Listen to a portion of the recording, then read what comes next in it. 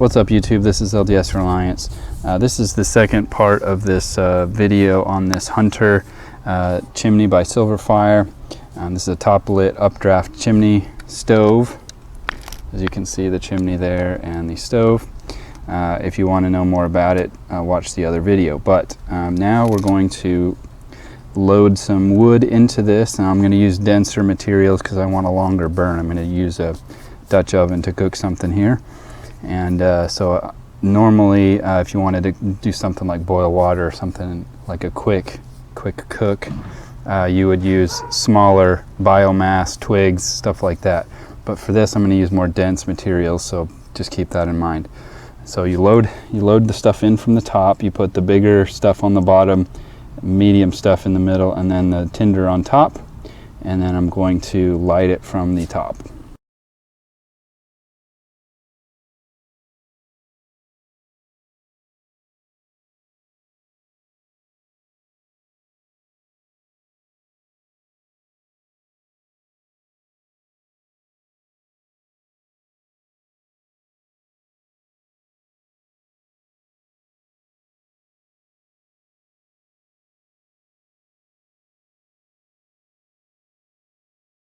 Okay, so after having to relight this a couple times, as you saw there on the time lapse or the sped up video, forgive my ignorance, this is the first time I've lit something like that, so I didn't exactly know what ratio of biomass to tinder and all those different things. So anyway, it's going now. It's a little smokier around in the middle than you would normally have if you were using, I'm using somewhat green biomass, and I knew that going in. So keep in mind, if you were doing this indoors, you know, you were using seasoned dry wood or anything like that, it would not be producing any smoke. So just wanted people to know that if you're thinking about cooking indoors, you're like, whoa, what's all the smoke? Well, that shouldn't happen if you're doing this with different fuel. So anyway, we'll go ahead and let this get started here, and then I'm going to put the Dutch oven on there and try to tune this to about 350 degrees. Okay, so on the bottom here, we're going to go ahead and close this most of the way, just so that we can kind of lower the temperature a little bit up top. Because we want to, you know, with Dutch oven cooking, we're going to cook this for an hour, so we don't want it to go kind of too hot or too fast. And then I'm going to be using this infrared thermometer to try to tune this. It's supposed to cook at 350, so to try to tune this as close to possible as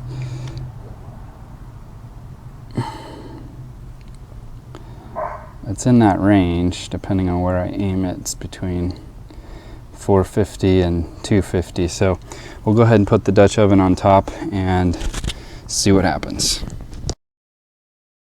So another thing I want to point out is, you notice how the Dutch oven completely covers. That's normal, that's what you want. In fact, some of the accessories that the manufacturer offers with this are designed to cover that up, and that's how you would do it indoors if you didn't want to have any smoke or anything like that. When you're starting the fire, you would put your tinder and stuff in there, light it, and then immediately put that on top. And then that will force the, you can see out the chimney at the top, that's where the gases are coming out. And again, we're burning somewhat green materials here, and also some construction materials. I have some 2x4s and things like that. So we're not using the normal like seasoned cooking, you know, logs for your wood stove or anything like that. So anyway, I'm not going to show the whole hour, obviously, of cooking this thing, but I'll take periodic updates. Let's see. The Dutch oven's 115 and climbing, so we'll do periodic updates as we go here and see how it turns out. This is some sort of a apple cobbler that my wife made, so hopefully it turns out. So I'm going to be taking temperature measurements from the top here inside the stove, inside the chimney I should say. So that's about 370, probably a little hotter than I want. but then I'm also going to try to take measurements of the outside of the Dutch oven, which is currently at 215-ish, up and down a little bit. So that's how I'm going to try to temperature regulate this if I can. Okay, as you can see, it is steaming like crazy inside there, maybe even borderline smoking. So this thing is really hard to control. The temperature coming out the top is 325, and the temperature of the side of the Dutch oven is 275. So I'm guessing the air inside is probably right in that 325 to 350 range, but it's only a guess at this point, really. So I'll give it about 20 minutes and then open the top and see what happens.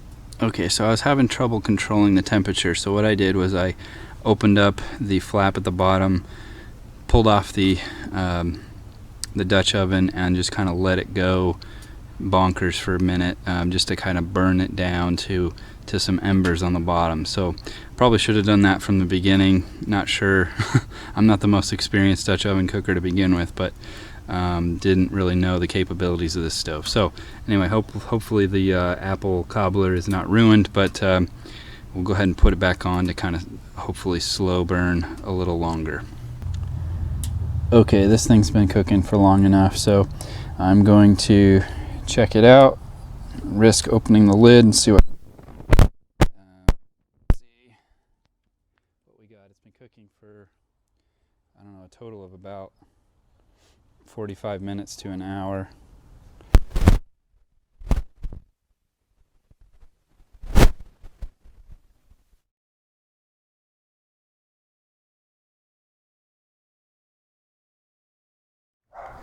Okay, so I'm not sure how well you're going to be able to see this, but I wanted to try to show this to you here at the end of the video.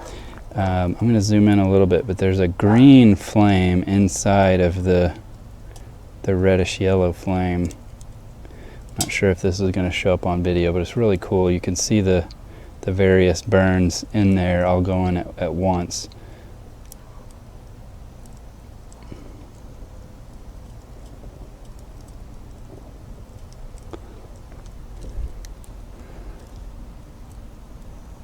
The other cool thing is, as you can see here, you can see the heat waves coming out of the chimney there, but you can't see anything. It's extremely clean burning once you get the fire going, and as long as you're not using green stuff or anything like that like I was using, you can see that it's extremely clean, no smoke whatsoever coming out of the chimney, but you can see a little bit of the heat waves and stuff like that.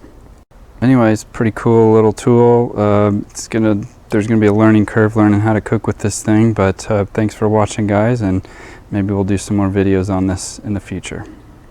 Thank you to my viewers and subscribers for your support. If you liked what you've watched, please consider donating to my Patreon campaign at www.patreon.com/LDSReliance. All donations will be used to help create bigger, better videos for your viewing pleasure.